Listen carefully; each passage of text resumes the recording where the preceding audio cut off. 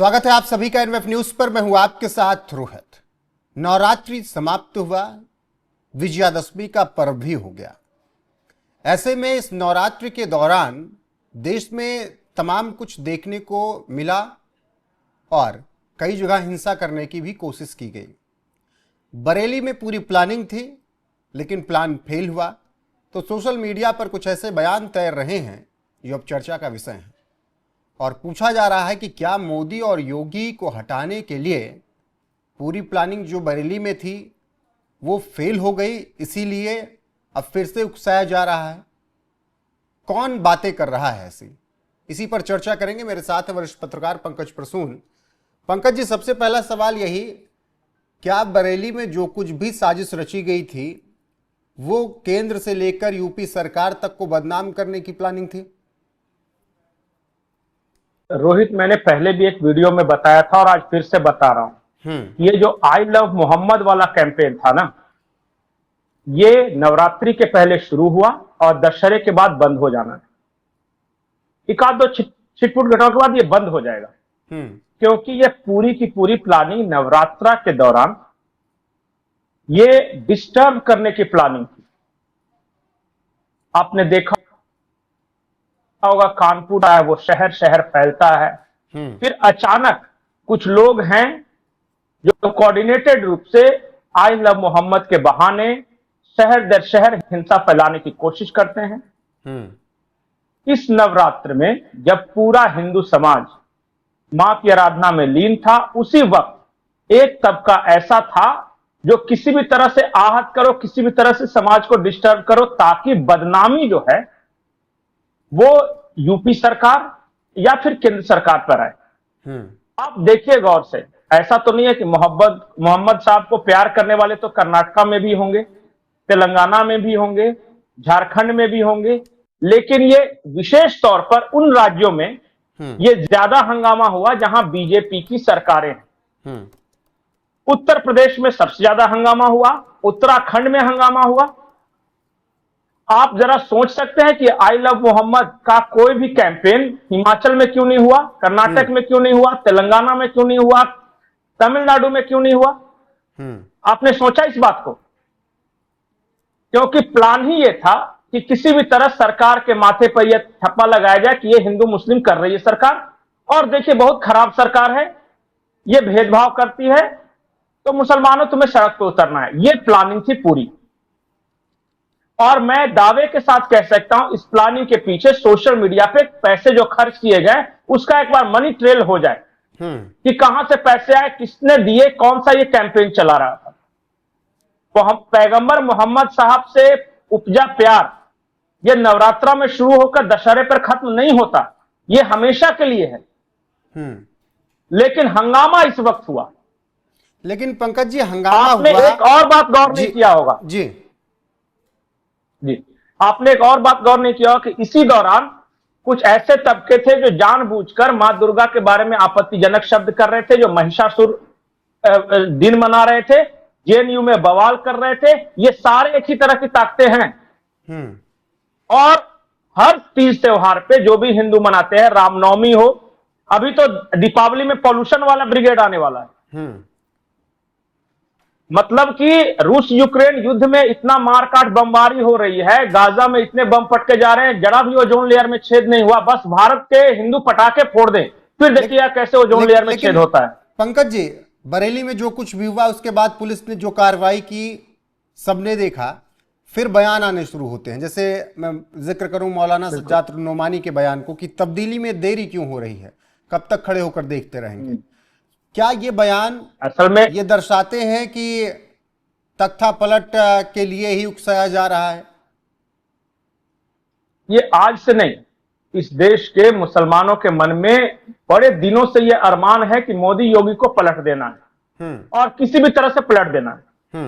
क्योंकि मोदी, योगी, हेमंत बिश्व शर्मा, धामी और फडणवीस, ये इनके सबसे बड़े अभी आज की तारीख में शत्रु बनकर उभरे हैं। इसलिए नहीं ये सब किस तरह का भेदभाव कर रहे हैं या योजनाओं में कोई लाभ नहीं दे रहे हैं या किसी तरह इनको कष्ट है। तख्ता पलट इसलिए करना है क्योंकि इस्लाम का शासन गजवाए हिंद लाल किले की प्राचीर पर इस्लामिक पताका वो कैसे लहराएगा अगर इस तरह की ताकतें रहेगी, इस तरह के मुख्यमंत्री रहेंगे, प्रधानमंत्री रहेंगे तो उसी नफरत को हवा दी गई है, कोऑर्डिनेट किया गया है।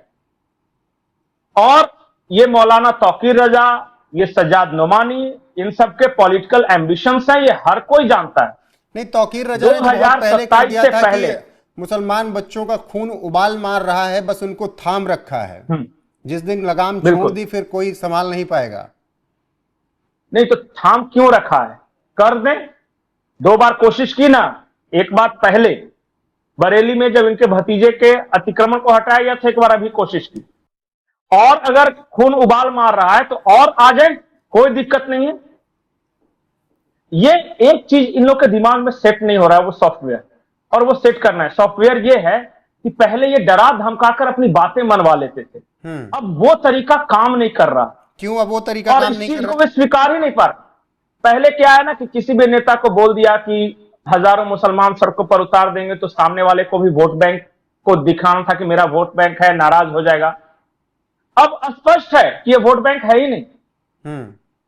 इनके लाख विरोध से या समर्थन से कोई फर्क नहीं पड़ता। ये देश मौलाना नहीं चला रहे हैं, ये देश, इस देश की आम आवाम चला रही है, ये बात तो क्लियर हो गई।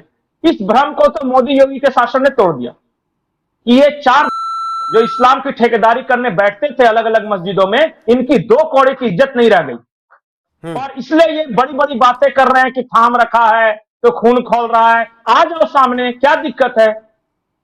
अगर नोमानी का भी खून ज्यादा खोल रहा है तो उतर जाए।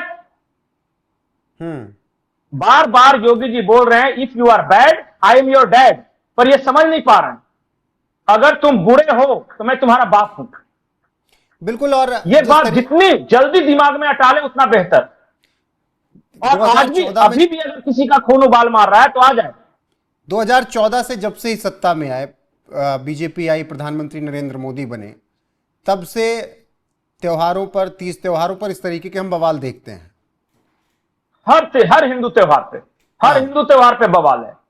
तो दिक्कत ज्यादा मोदी योगी से है या दिक्कत ज्यादा हिंदू त्योहारों से है? अल्टीमेटली एम है गजवाए हिंद। ये जो है मोदी योगी राह के रोड़े हैं इनके, गजवाए हिंद के राह के रोड़े हैं। मोदी, योगी, धामी, हेमंत बिश्व शर्मा, ये देवेंद्र फडणवीस, ये सब जो है ना, ये सब के रास्ते कैसे गजवाए हिंद होगा? तो पहले तो इन सब को टारगेट करो और उसके बाद देखिए बार बार और हिंदू समाज के भी एक तबके में एक बात डाली जा रही है, वो कीड़ा, दलित हिंदू नहीं है तो जाट हिंदू नहीं है, तो बौद्ध हिंदू नहीं है, तो जैन हिंदू नहीं है, तो ये सारा, अब कोई हिंदू है ही नहीं तो है कौन? फिर ये कहते हैं ओबीसी जातियों में आ गए कि तुम तो ये हिंदू नहीं हो, तुम तो वो हिंदू नहीं। दरअसल असली मकसद यह है कि हीन भावना भरकर अपने त्योहारों के प्रति, अपने देवताओं के प्रति घृणा भरकर इनको किसी तरह विरक्त किया जाए। इसलिए ये आई लव मोहम्मद शुरू होता है। अरे मोहम्मद साहब 5000 साल पहले आए थे, आज तक तुमने आई लव यू नहीं बोला और इस नवरात्र में तुम आई लव यू कर रहे हो। बिल्कुल पंकज जी, और जिस तरीके से बरेली में बवाल किया गया उसकी तस्वीरें सबने देखी और क्यों किया गया वो साजिशें भी सबको समझ में आ रही हैं। 2014 के बाद से ही केंद्र में जब से सत्ता में बीजेपी आई है, इस तरीके के तमाम काम करने की कोशिश की जा रही है ताकि तख्ता पलट कराया जा सके, कभी जन जी को भड़काकर तो कभी इस तरीके की बयानबाजी कर। जी पंकज जी, आखिरी बिंदु में ये छूट जाता, इन सब ताकतों के पीछे जो हर हिंदू त्योहार को बदनाम कर रहे हैं, इसके पीछे एक शक्ति है और उस शक्ति ने साफ साफ कह दिया कि हमें हिंदू धर्म सनातन शक्ति से लड़ना है। मैं विथ प्रूफ आपको बता दूंगा कि ये सारे लोग जो लीड कर रहे हैं एक खास तरह की पॉलिटिकल पार्टी से जुड़े हुए हैं। ठीक है पंकज जी, और जानबूझकर हिंदू त्योहारों को बदनाम किया जा रहा है। ठीक है पंकज जी, बाकी आप लोगों की राय क्या है? क्या वाकई लगता है कि मोदी, योगी, शाह, देवेंद्र फडणवीस, सीएम धामी, हिमंता बिस्वा शर्मा और ऐसे तमाम जो बीजेपी के मुख्यमंत्री और नेता हैं जो सनातन की बात करते हैं, वो वाकई गजवाए हिंद के सामने रोड़ा हैं और इसीलिए ये सब इनको चुभ रहे हैं? और इसी नवरात्र में मोदी और योगी के खिलाफ इतनी बड़ी साजिश इसीलिए रची गई ताकि इनको बदनाम किया जा सके? कमेंट सेक्शन में जाकर बताइएगा जरूर। बने रहेगा हमारे साथ। नमस्कार।